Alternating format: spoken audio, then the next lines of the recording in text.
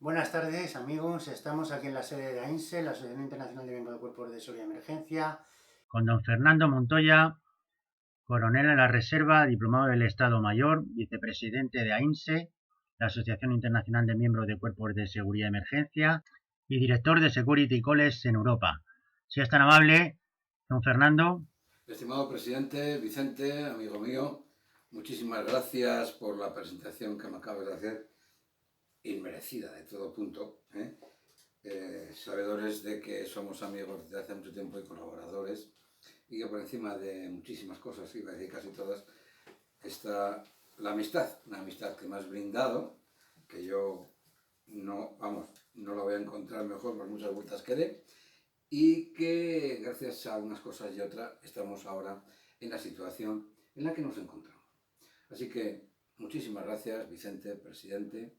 Y bueno, vamos a enfocar esta primera conferencia sobre geopolítica, que no va a ser una conferencia al uso de la que, Vicente, estamos acostumbrados y que, en fin, comentamos una y otra cosa, porque no es una cosa en concreto. Es simplemente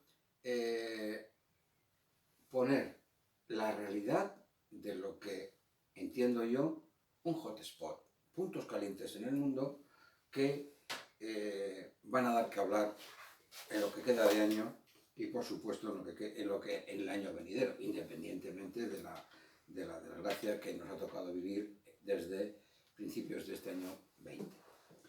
Los analistas de geopolítica en general tenemos el vicio o la sana sensación de hacer una reflexión cuando va a finalizar un año. Y nos sentamos, miramos nuestro plano a escala mundial y nos damos una vuelta. A mí me gusta hacerla desde el oeste hasta el este y fijándonos en la manera de proceder de los mandatarios de los diferentes países, algunos con más incidencia que en otros, para ver, entender nuestra realidad en el momento actual y ser capaces de vislumbrar algo, una cierta objetividad de lo que puede pasar, porque no solamente es anunciar, porque anunciar ya a tiempo pasado, pues no tiene ningún sentido. Pero vamos a intentar en esta primera conferencia, que va a ser, digamos, un aperitivo, por así decirlo en términos coloquiales, va a ser un inicio de lo que va a ser el curso, pero el curso será mucho más potente y será mucho más significativo y será mucho más incisivo, pero básicamente sobre los puntos en los que aquí vamos a tocar, porque en este momento son puntos calientes, en este momento son los necesarios y por lo tanto son los que yo quería contar, insisto, simplemente un baño general, sin meternos en nada, en profundidades, simplemente estos son los hotspots, esto es lo que vemos y esto es lo que creo que va a ser. Va a motivar dolores de cabeza en lo que acaba del año y en lo que va a ser el año 2021. Así que, si no tienes inconveniente, presidente, nos vamos a liar. Bueno, la primera transparencia, pues tenemos el mundo, tenemos una parte Iberoamérica con la que me une una especial relación y lo hemos titulado El mundo a finales del año 2020, como lo veníamos diciendo. Analizamos a modo de hotspot zonas calientes, puntos calientes, ideas, geopolítica, ideas, pensamientos, para obligar a pensar, a dilucidar, a comprometernos con nosotros mismos y vosotros, futuros alumnos.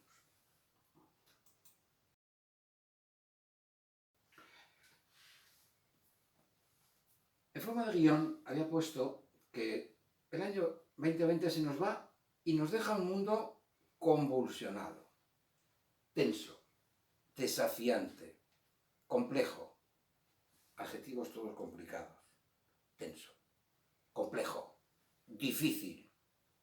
Pero no solamente por la pandemia, que sí, no nos vamos a pensar solamente que la pandemia ha convulsionado, es que detrás de la pandemia los países se están moviendo, no pueden morir solamente con la pandemia.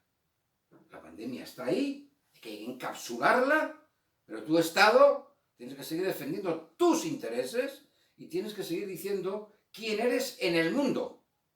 Por eso, detrás de la pandemia hay muchas cosas debajo que hay que aprender a encontrar.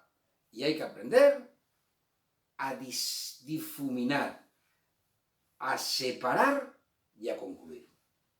Los riesgos y amenazas en su sentido más amplio, evidentemente que se han visto multiplicados por la pandemia. A los que ya teníamos, añadimos los riesgos que ha generado la pandemia. Y no entramos en cuál es el origen de la pandemia y cómo ha sido, y cómo se ha distribuido, y cómo es que en un país hay más que en otro. No nos vamos a meter en esto.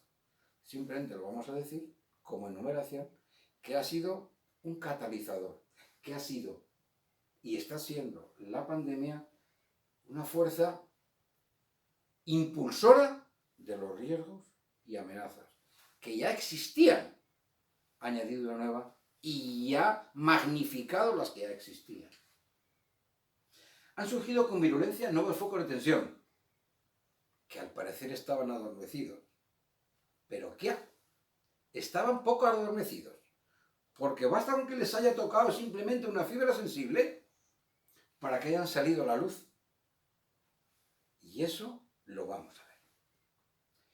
El 2021 está llamado por obligación a la coexistencia entre el reto que supone paliar los daños de la pandemia y la nueva geopolítica que viene surgiendo, incrementada con la que ya había antes como consecuencia de la pandemia. Veamos pues. Me interesa esta reflexión, queridos alumnos, me interesa esta reflexión. Vamos a leerla, porque tiene un fondo muy elocuente, en los que algunos pueden estar de acuerdo o no. Pero vamos a hacer caso en principio a Moisés Naim. Una cierta relevancia. Y a lo mejor lo que dice a cada uno le va a inspirar cosas diferentes. Y con eso, oiga usted, me basta. Que a usted le inspire algo, un sentimiento, algo, me basta con eso. Eso habrá logrado que usted se ponga a pensar sobre un tema de estos. Y decía ese buen hombre, el poder está cambiando de manos. Grandes ejércitos disciplinados. No hace demasiado tiempo, en las escuelas de guerra estudiábamos ya no unidades inmensas de generales, de divisiones. Estudiábamos cuerpos de ejército. Hoy día impensable. Movimientos de personas inmensas y de materiales.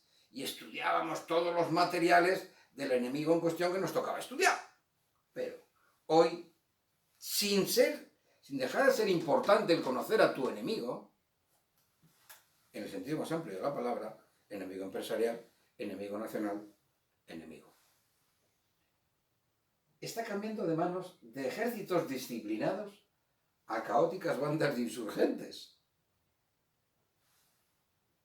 a gigantescas corporaciones ágiles emprendedores de los palacios presidenciales a las plazas públicas. Permítame una reflexión. Reflexionen ustedes. De las plazas públicas a los palacios. Vamos a hacerlo al revés, por favor. De las plazas públicas a los palacios. Cada vez es más difícil de ejercer el poder. Y más fácil de perder el que lo tiene. No vamos a ir muy lejos, vamos a hablar de Perú, que en una semana han tenido 3. El resultado es que los líderes actuales tienen menos poder que los anteriores. Y que el potencial para que ocurran cambios repentinos y radicales suelen ser mayores. Bastan revueltas, bastan sucesiones inesperadas que los servicios de inteligencia, su obligación es prever qué va a ocurrir. Existe una lucha entre los grandes actores dominantes, lo veremos. Sigue habiendo dominantes y dominados. Y los nuevos micropoderes, que también, porque los grandes necesitan de los pequeños, muchas veces para no intervenir ellos, sino intervenir a través de terceros países, micropoderes, que ahora le desafían en todos los ámbitos de la actividad humana. La energía iconoclasta de los micropoderes, cada uno puede reflexionar en estos micropoderes, cuáles son micropoderes a su entender. Seguro que cada uno de ustedes puede añadir varios y diferentes entre los que ustedes, que si se juntan dos, observarán que habrá diferencias entre ustedes. Me basta también con eso. La energía iconoclasta de los micropoderes pueden derrocar a dictadores, acabar con monopolios y abrir nuevas e increíbles oportunidades. Pero también puede conducir al caos y a la parálisis. Me ha parecido un conjunto de reflexiones tan buenas, tan actuales, que a ustedes, alumnos, he querido ponerlas aquí. Y hoy he añadido una conclusión. El fin del poder está remodelando el mundo en que vivimos. Así lo entiendo yo. Hay cambios. Hay que entender los cambios. Hay que ver qué se está produciendo los cambios. Hay que ver quién los está generando. Hay que ver dónde nos quieren llevar. Hay que ver cómo nos podemos defender. Hay que ver qué armas, qué herramientas tenemos para defendernos. Que no coinciden con las que había hace 20 años. Bien, pues permítanme ustedes, en esa transparencia, poner diferentes hotspots que se me ha ocurrido diferenciar entre actores principales y otros actores secundarios, que sin llamarles secundarios, intervienen directamente apoyando, contrariando, oponiéndose a aquellos de allá arriba. Así que tenemos Norteamérica, tenemos China, tenemos Rusia y, ¿por qué no?, tenemos la Unión Europea. Y entre estos actores, pues tenemos Israel, tenemos Irán, que no paran quietos, ni el uno ni el otro. Y tenemos India y Pakistán. Y con esto, básicamente tenemos el mundo. Faltaría alguno de África, pero y Turquía, se me iba a ir, actor principal en este momento, con una amplia expansión que luego veremos. Veamos. Insisto, lo que vamos a ver son a modo de ideas fuerza. Ya tendremos oportunidad en el curso de introducirnos en detalles, desbaratar situaciones, pensar sobre ellas, actuar sobre ellas y, a través de feedback, entendernos todos, comprender todos y ver qué podemos pasar, porque la geopolítica es discusión. Yo lo titulo El mundo actual a la expectativa. Está Donald Trump, que se quiere marchar, pero que no se quiere marchar, que dicen que sí, pero que no. Y este está, que dice, me parece que aquí lo voy a acabar llevando a la cárcel, a Biden. De modo que, si esto sigue, en aquel sentido, como parece que puede ser, se acabará un periodo del personalismo. No olvidemos, con sus bondades y no tan buenas ideas, es un presidente que no ha generado ningún enfrentamiento exterior a Estados Unidos. No ha traído muertos de zonas en conflicto. Es más, está replegando de Irak y Afganistán. Ha llevado la Casa Blanca como un verdadero empresario, claro.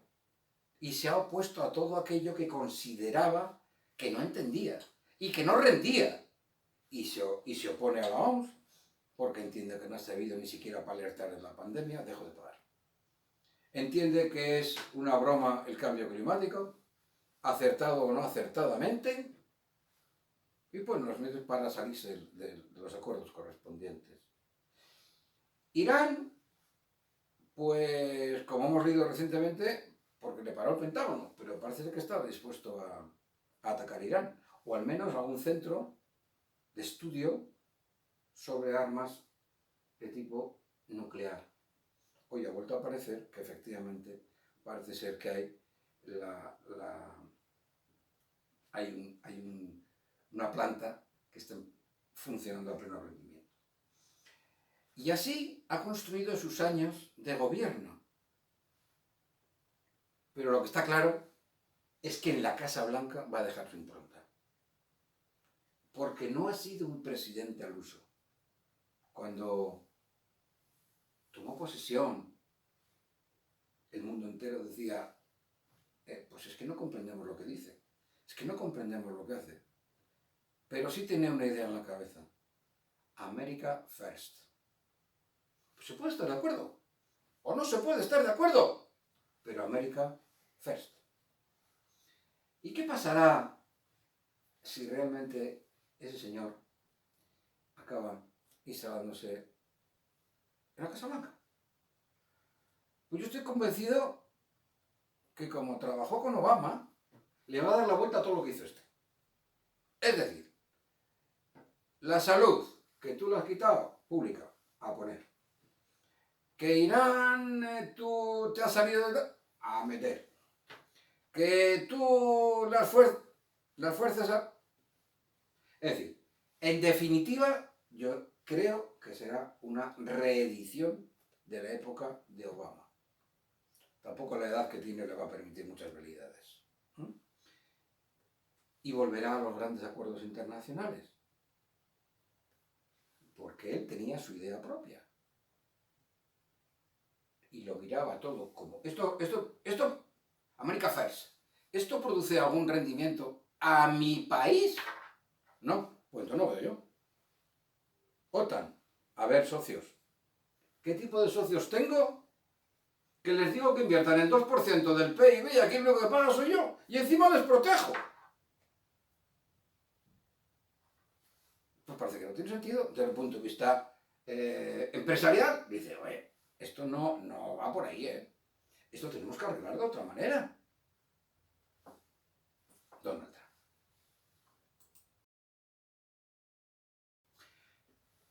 Tenemos otro actor importante, siguiendo de izquierda a derecha, en los actores principales en la transparencia, dos transparencias antes.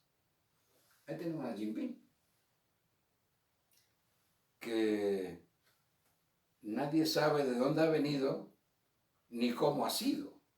Pero lo cierto es que ya pandemia no se ha vuelto a hablar, casi no se habla de Wuhan, y el resto del mundo nos tiene colgados. Sigue creciendo a un ritmo del 4% y los demás estamos endeudados hasta las cejas. Y lo que viene. Así que cada analista, que sea capaz de decidir lo que quiere decidir. Mantendrá el año que viene, porque no va a ser de otra manera, él no va a cambiar. Él lo de la crisis que le ha producido la pandemia, la ha capsulado, como dice, y ha salido. Yo lo mío. ¿Y qué es lo tuyo? Libro blanco. ¿Y qué significa? Que cambio el poder continental por el poder marítimo. Y el hongo el poder de China a través del poder marítimo. O sea, antes era todo continental. Ahora sus fuerzas armadas van, sus presupuestos, disminuir gastos sobre fuerzas armadas terrestres y ampliar sobre fuerzas navales. Y con eso, con su último portaaviones, etcétera, etcétera, recorre lo que quiera. Y tiene una base tremenda. Por lo tanto, mantiene directrices. Porque le va bien. Porque le va muy bien. ¿Y dónde va? A penetración silenciosa.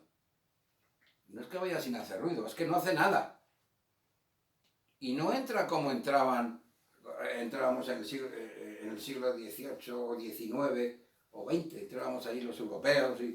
No, él va, da créditos a las empresas correspondientes, establece su línea de acción, observa qué es lo importante para él, qué puede obtener de aquí, pero entra muy blando. Vamos a los créditos, tal, vamos a hacer carreteras, pero cuidado, es que darán trabajo a las personas, a los habitantes de ese país, ¿no? Porque se trae la comida, se trae la mano de obra desde China. Y allí compran nada más que los productos perecederos. Por lo tanto, cero. ¿Y qué hace? En esas transacciones, da igual donde los toque, da igual que Iberoamérica, que África fundamentalmente les ha centrado, vende los productos que aquí estamos acostumbrados a comprar, bueno, a comprar o a ver en los chinos, a unos precios que son los que pueden comprar los africanos, a su cambio se lleva las riquezas de su tierra.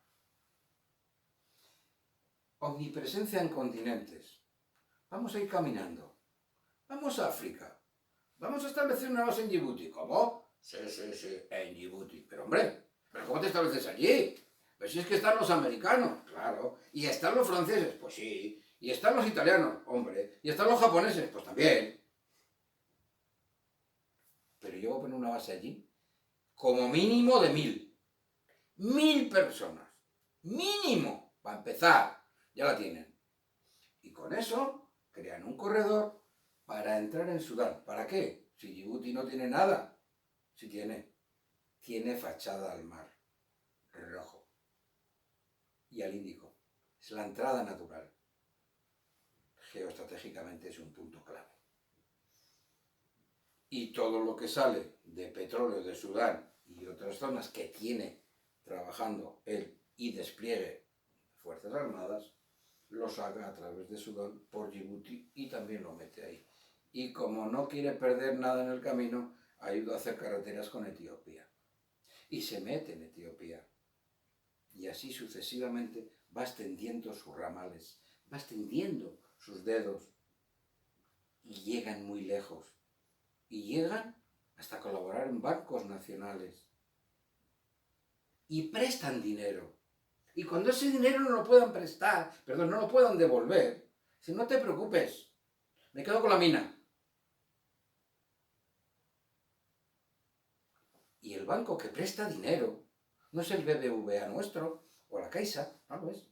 Es un banco nacional chino. Y por lo tanto, tú te estás endeudando con China, no con un particular. Y en definitiva, se está colocando en posición dominante sobre ti, país, China. Pero además de eso, sin descuidar zonas de interés e influencia próxima en zona Asia-Pacífico. Y ahí tiene sus enfrentamientos con Estados Unidos. Esto no puede permitir, sin perjuicio de obtener los medios que necesita allá lejos, lo que está zona de interés y zona de influencia suya cercana a China. También se está creciendo un 4%. ¿Quién ha dicho, con esto que está pasando, quién ha dicho que no va a crecer a un ritmo desmesurado? Yo creo que va a mantener un sostenido movimiento económico. O sea, mantenimiento económico sostenido, le llamo yo. ¿Y por qué? ¿Por qué? ¿Por qué digo esto? Primero porque tiene sus redes a través de los países, como estamos viendo, omnipresencia. Segundo, no va de ligero. Esto no lo olvida. Y para no olvidar esto, hace un gran acuerdo económico. El mayor tratado de libre comercio entre China y 14 países de Asia-Pacífico, que engloba nada menos que un tercio de la economía mundial y 2.300 millones de personas. Y ojo, no está Estados Unidos. No está Estados Unidos. Por lo tanto, el futuro de China es bastante próspero, es bastante elocuente. Y si alguien piensa lo contrario, pues tendrá que justificarlo. Vamos a ver con Putin. Putin, en orden, bueno, se ha perpetuado en la especie, también, básicamente, se ha perpetuado. Y mantendrá su política expansiva muy activa. ¿Sabemos algo de cuántos muertos? ¿Sabemos algo por lo que digan las televisiones o los medios de comunicación? ¿Cuántos contagiados y fallecidos en Rusia? No lo sabemos. Y si lo sabemos, ¿para qué nos vamos a entender? Mantendrá sus objetivos estratégicos, que los tiene claros, con pandemia, sin pandemia o medio pensionista. Lo mantiene. Porque este sí lo tiene claro. Este lo tiene claro sus objetivos estratégicos y sabe cómo tiene que ir. Lo tiene claro en la mente. Tiene una mente privilegiada, pero además de eso, sabe cómo tiene que llevarlo. No abandona a Siria ni a su presidente por muy pronto que amanezca. No los va a abandonar. Ni a su padre lo abandonó, ni a este tampoco. No olvidemos la base que tiene naval y la aérea, que la naval es la que va a proporcionar la tranquilidad y la salida al Mediterráneo de su flota rusa. Pero ¿y en Libia? ¿O pensamos que con Libia se había acabado? No. Ha entrado en fuerza en Libia y entra con sus mercenarios, con sus relaciones diplomáticas. Está. Y en África y en Iberoamérica, a saco. Claro. País que abandona una potencia, espacio que deja para que se coloque otra. Así que ya tenemos a dos. Qué lástima, África. Qué lástima. Ya tenemos a China y ya tenemos a Putin. Pero este es menos sigiloso que los chinos. La paciencia china no la tienen los rusos. No. Estos entran como tienen que entrar y se acaba el tema. Nosotros somos más cuidadosos. Este no. Tampoco va a renunciar a su presencia activa en el Ártico, por arriba de él. No. Él va a estar ahí también. Porque esa ruta del deshielo, oye Putin, la vas a necesitar. Te va a ahorrar muchísimo en trayecto, en tiempo, en dinero. Pero además de eso, Putin, parece ser que es inmensamente rico el subsuelo. Y tú no vas a renunciar, ¿verdad, Putin? No vas a renunciar. No renuncia al Ártico. Y en los países de la antigua órbita soviética, tira la caña, ayuda. ¿Que te quieres integrar en la OTAN? Espérate un poco, todavía no. ¿Quieres ir a la Unión Europea? Ten cuidado con lo que haces. Injerencias. Y tampoco quiere descuidar las zonas de interés como los chinos e influencias próximas. No lo va a dejar. Está en su ADN. Así que sus objetivos estratégicos son próximos, son semilejanos y son lejanos. Y aquellos países de África, por ejemplo, que en su tiempo, antes de que se desmembrara la URSS, tenía básicamente allí, tenía mucha influencia, tenía mucho poder, lo está recuperando. Mira, por añadir en África, que sabe el presidente que me encanta, he tomado unas notas y decía que, como ideas fuerza, decía que África es el tablero de juego donde Rusia va a ganar posiciones. ¿Y cómo? A través de acciones. ¿Y qué acciones? Despliegue de mercenarios, acuerdos de cooperación militar y acuerdos de cooperación comercial. ¿Y sus relaciones sobre qué los basa? ¿Sobre qué pilares fundamentales? En materia de seguridad, en la explotación de recursos, como no puede ser de otra manera, y también en desarrollo nuclear de todo tipo. No creo que les dé por desvío para efectos armamentísticos, pero está. Fíjate bien, presidente. Tiene en este momento cooperación militar con 21 países africanos, cuando hace 3 años solo tenía con 4. Y Washington está preocupado, claro. Y está preocupado porque está desplegando fuerzas. Está preocupado porque está creando bases. Y Africón dice, ¿qué está pasando algo? ¿Aquí está pasando algo? A ver si nos van a desalojar. A ver si nos vamos a encontrar. Atentos. Trump ya lo estaba. Vamos a ver si se mantiene o el siguiente sigue con ello. ¿Cuál es su principal aliado en África? Egipto.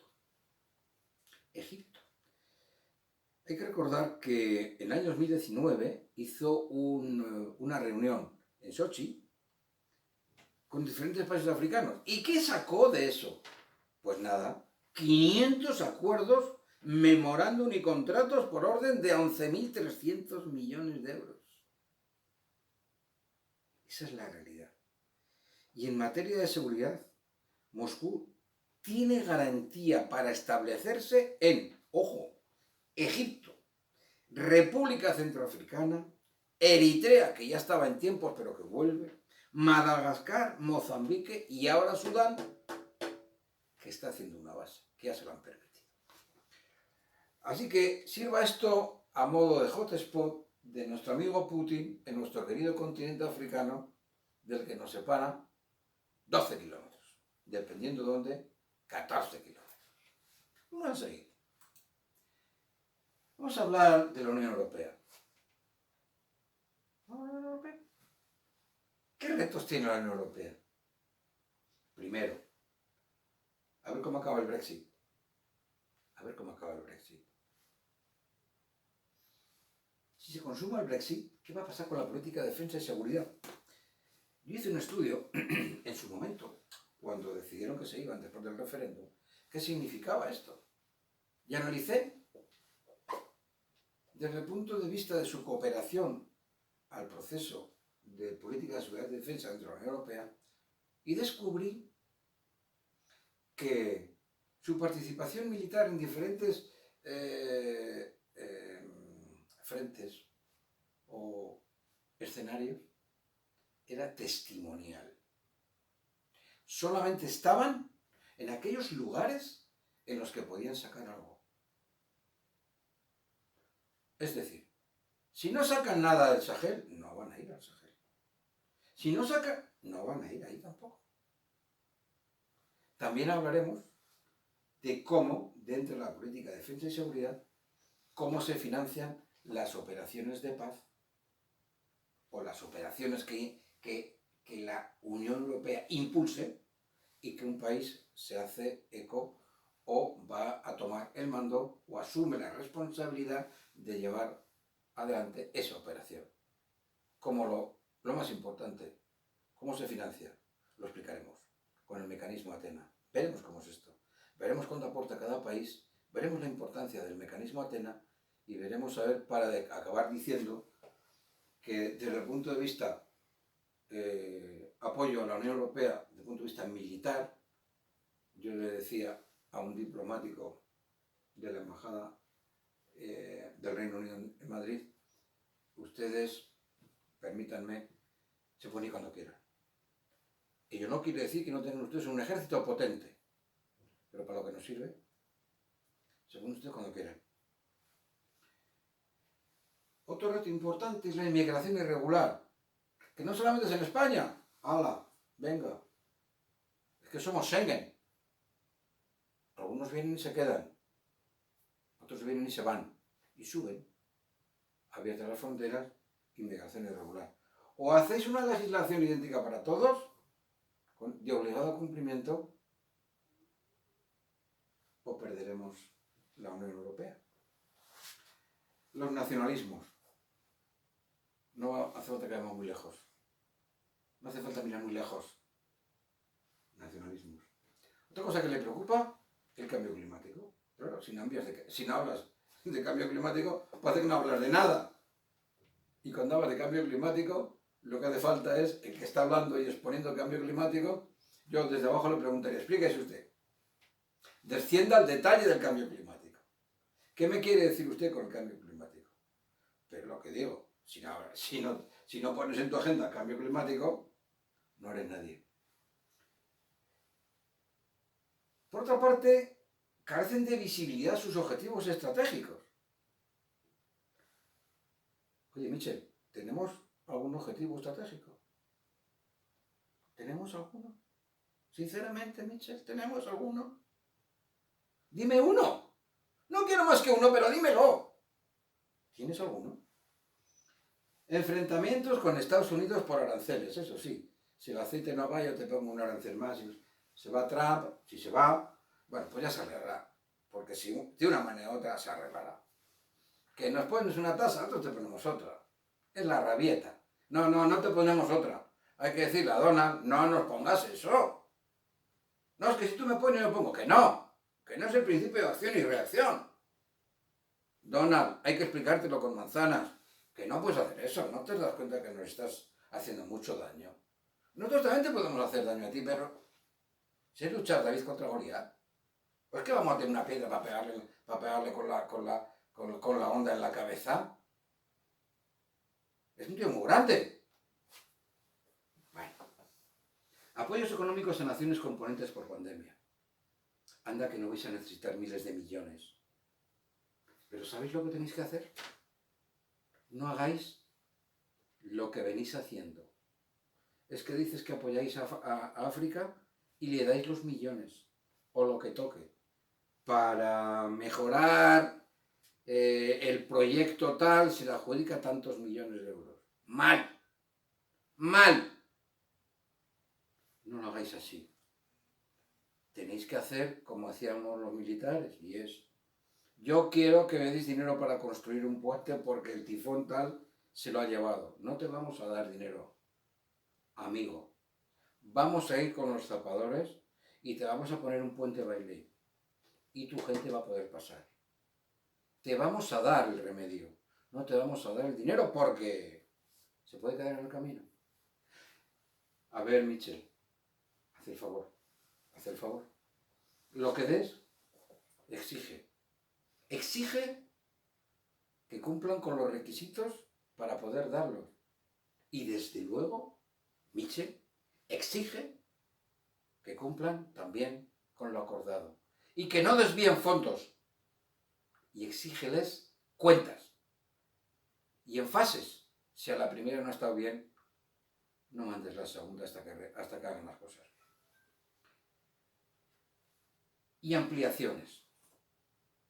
Hay países que están en espera.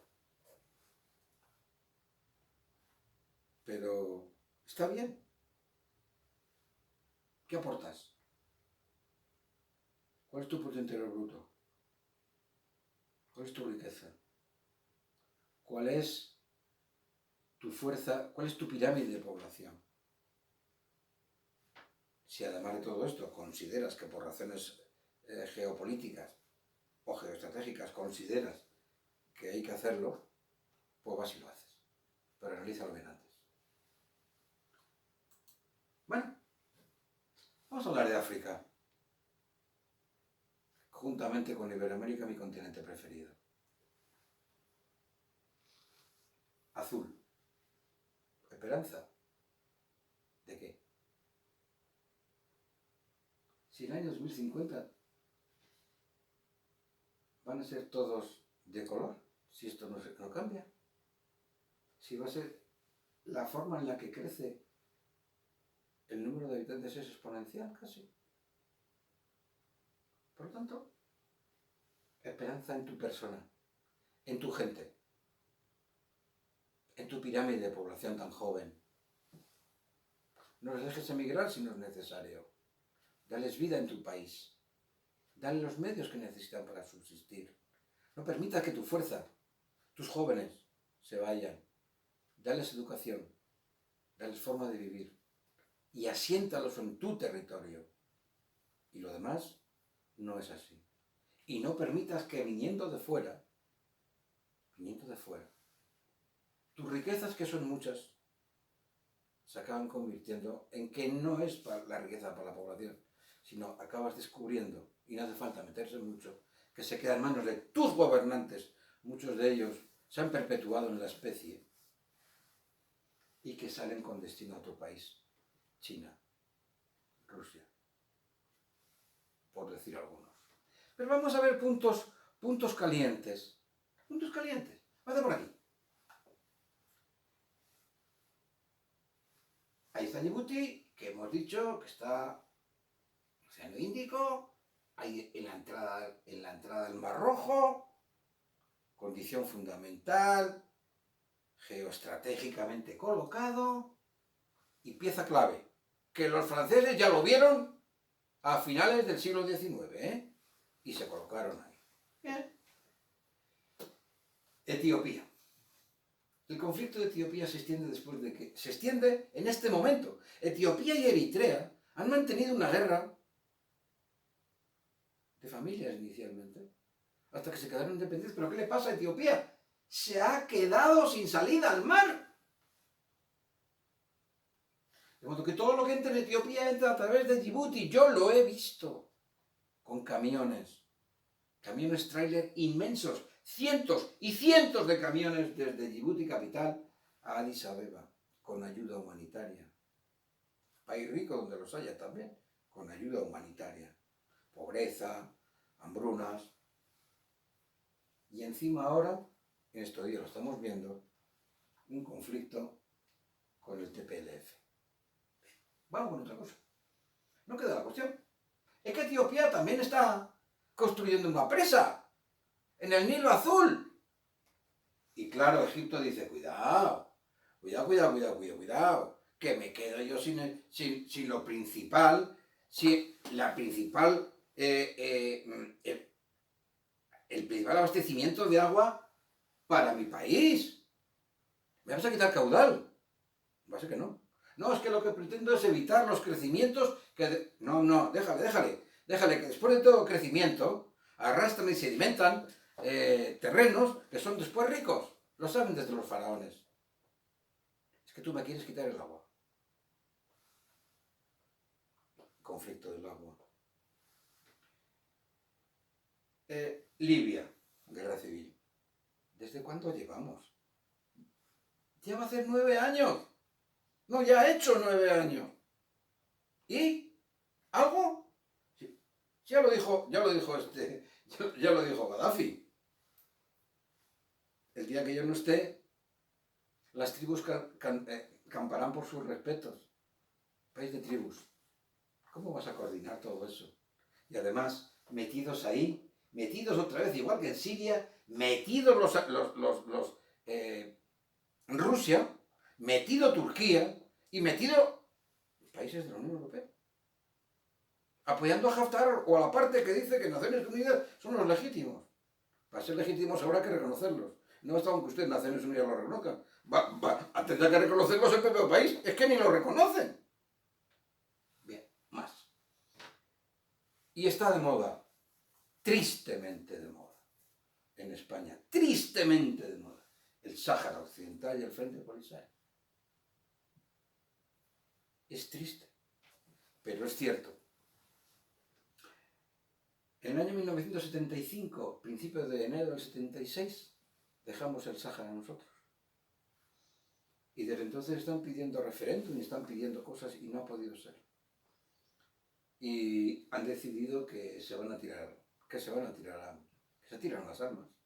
Ya lo intentaron otra vez. Pero es que ahora están en plan. Y atacan. De modo que tenemos otro frente abierto, tenemos un hotspot.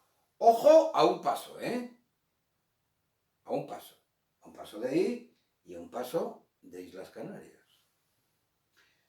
Por otra parte, si seguimos bajando hacia el Golfo de Guinea, en esa zona de ahí, Guinea, Costa de Marfil, Guinea Conakry, Guinea-Bissau, toda esa zona Sierra Leona, los cambios de gobierno casi siempre organizan líos, organizan tumultos y revueltas. De modo que, ¿qué significa eso? Pues que hay que estar pendiente con las posibles elecciones que pueda haber en el 2021 en ese flanco atlántico. Bien.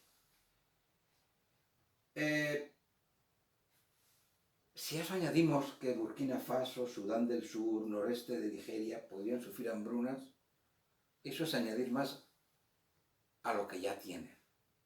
Y ya por último, el Sahel, que parece que no tiene importancia, se ha convertido en un arma arrojadiza. Es lo que venimos a definir en España defensa adelantada y nuestro propio ministerio viene a decir que nuestra defensa parte de ahí. Así que esa franja enorme de oeste a este tiene una importancia atroz, porque fijaros la cantidad de países por los que transcurre. Eso no nos va a dejar vivir en el 21 tampoco. Y es difícil apaciguar todo a trozos. Porque si tocas allí, pues a lo mejor en Eritrea no puedes. Y si tocas Eritrea, a lo mejor en allí. ¿No? Avancemos. Vamos a ir con los conflictos esporádicos. Estos son actores intermedios con conflictos esporádicos. Hotspot, puntos calientes. Estos dos países. Que hay mucho que son India y Pakistán. Los he puesto metidos en un cerquito. ¿Y qué dice? Que ambos países tienen enfrentamientos from time to time en Cachemira. Sus refriegas y lo dejan. Pero tienen sus refriegas. Son dos gigantes desde el punto de vista de defensa. Son dos gigantes en sus fuerzas armadas potentes. Potentes. Y ojo, ambos tienen armas nucleares y no tienen firmado el tratado TNP. ¿Bien? Irán. En otra parte del mundo está Irán. ¿Qué hace Irán? Busca la hegemonía regional. La carrera nuclear es que no la va a parar. Ya le puedes poner sanciones. No la van a parar. Porque el dominio en zona va a ser con el arma nuclear. Tienen un gran ejército, evidentemente. Pero tienen que seguir en este camino que van muy adelantado. Y todas las sanciones que le puedan poner, hoy día hay muchísimas formas de obviar esas sanciones. Venezuela, con apoyo mutuo. A ti te sancionan, a mí también, hagamos lo que tengamos que hacer. Volvemos al trueque. Tú tienes, yo tengo, nosotros tenemos. Y de hecho, hemos visto como Venezuela están llegando barcos con petróleo a Venezuela, de Irán. ¿Y qué se llevan? Oro. Mientras que Israel, ahí está. Es el colaborador tradicional de Estados Unidos. Tiene un terreno que tiene que defender a ultranza. Y yo he visto muchos soldados por la calle con uniforme y con armamento, incluso en la playa. Es decir, que todos defienden a algo de su país. Hacen el servicio militar y los traen de donde tengan que hacerlo. A mí me tocó una teniente en una reunión, me tocó una argentina que estaba haciendo el servicio militar. Bueno, defensa total de su territorio. Pase lo que pase. Si tú me das, tú tienes una reacción segura y casi inmediata, porque te tenemos estudiado. Bien. Firma de paz, esto va a trastocar la geopolítica en la península. Firma de acuerdo de paz con Emiratos Árabes Unidos y se compromete a suspender los planes de anexión territorio de la Cisjordania. Esto no es importante. Es que puede cambiar la geo en zona. Y podría tener armamento nuclear. No lo tiene declarado. Pero los estudiosos del tema creemos que sí. Bueno, ¿y Erdogan? Lo hemos puesto Erdogan como si casi se nos olvidaba. Bueno, Erdogan es una pieza fundamental en este momento. Camina hacia islamizar su país. Santa Sofía recientemente, ¿no? Y tiene también los objetivos claros, con su mirada penetrante y profunda, como estamos viendo ahí. Su penetración es constante y discreta. ¿Dónde? En África. Bueno, ¿qué nos hemos entretenido haciendo ahí? ¿Qué es lo que tiene y qué es lo que no tiene? ¿Y qué armamentos y qué equipos y qué zonas y qué...? Lo tiene cosido. Otro más. Otro más. La Turquía de Erdogan está cada vez más lejos de la del fundador Atatürk. Y su lema de Atatürk, paz en casa y paz en el mundo, lo ha trastocado Erdogan. totalmente. En los últimos 5 años Erdogan ha pasado a decantarse por acumular conflictos fuera de sus fronteras. En Irak, en Siria, en Libia, en el Mediterráneo Oriental y con cuidado, porque va a tropezar, y ha tropezado con Grecia, ambos países de la OTAN. Tuvo que intervenir Francia. Cuidado, mucho cuidado. Tiene unas fuerzas armadas potentes. Tiene personal en las fuerzas armadas, yo qué sé. Y gasta dinero en defensa como no gasta nadie en la OTAN excepto Estados Unidos. Apoyo, y ahora encima, últimamente, recientemente, en Nagorno-Karabaj, apoya a Azerbaiyán. Ya lo hacía antes, pero allá, de hecho. La presión turca se traduce en el envío de 1. Armamento, 2. Tecnología militar, 3. Fuerzas navales o efectivos militares, que muchas veces vienen en forma de fuerzas proxy, ya sabes. Yo monto una guerrita allí, pero se la comen allí, y yo la veo desde fuera. Incluso en la construcción de bases militares, también. Hay en el plano, hay unos cuantos bases militares. Y enfrentamientos con Grecia, que lo quería poner sobresaltado. Peligro con la OTAN, por el control de hidrocarburos. Aguas jurisdiccionales. Los números confirman que el gasto militar turco ha aumentado un 86% durante la última década, hasta alcanzar solo 20.400 millones de dólares. En el 19. Lo ha reconocido el propio gobierno, a lo mejor hay más. Estas cifras no solamente confirman una tendencia belicista al alza, también reservan al presidente turco una plaza en la mesa de entre los grandes poderes globales. Pero evidentemente todo tiene un precio. Si tú te metes en un gallinero que yo estoy cuidando, tendrás que pelearte el nuevo gallo con el gallo que está protegiendo a las gallinas. Eso es. Confrontaciones Estados Unidos, Francia y Rusia. Y con Iberoamérica lo tiene cosido también, como África. Así que China, así que Rusia hace los mismos continentes con diferentes métodos. ¿Qué pasa con esto? Aquí hay conflictos, esto es Iberoamérica. Muy bien. Vamos a poner hotspot a día de hoy, obviando Venezuela, obviando Ecuador, obviando Nicaragua. Estos que han surgido anteayer. Vamos a empezar por Honduras. Paisaba todo por la violencia, corrupción y la pobreza. Va a seguir dando problemas. Pero no al mundo, a ellos. Porque curiosamente, ninguno de ellos tiene ideas de confrontarse con su vecino. Las confrontaciones se producen dentro de su propio país. Ahí estamos. Vamos con otro, con Perú. Perú, 3 presidentes en una semana. Grave crisis de gobierno. El Congreso peruano ha elegido a Francisco Sagasti como presidente interino pendiente elecciones 2021. Corte, centro, izquierda. De Bolivia a la paz. Luis Arce, ganador en las últimas elecciones. Fue vicepresidente con Evo Morales. Entonces, seguramente será paso atrás, ¿no? De nuevo, ¿no? Bien. Y en Chile, Piñera.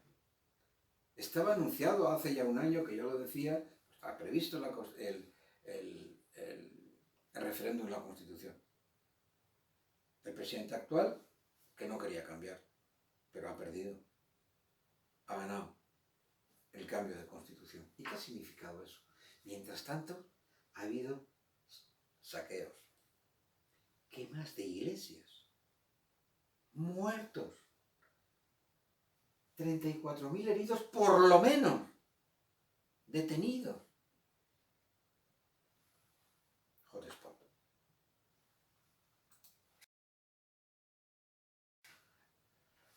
Respecto a las economías en general de los países estos, de Iberoamérica, sus economías son todas muy vulnerables, porque dependen fundamentalmente de industrias extractivas. Entonces se han ocupado ellos de que solamente fuera de eso.